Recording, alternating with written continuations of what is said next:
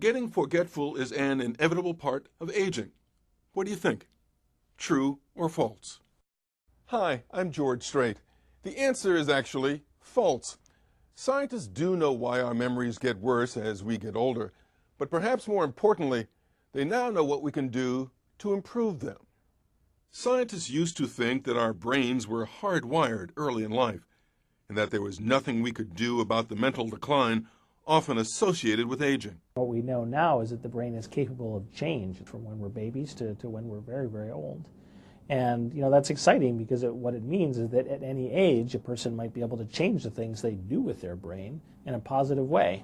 In fact, neuroscientists have developed computer programs to halt and even reverse memory loss. Studies show one program can reverse that loss by more than 10 years.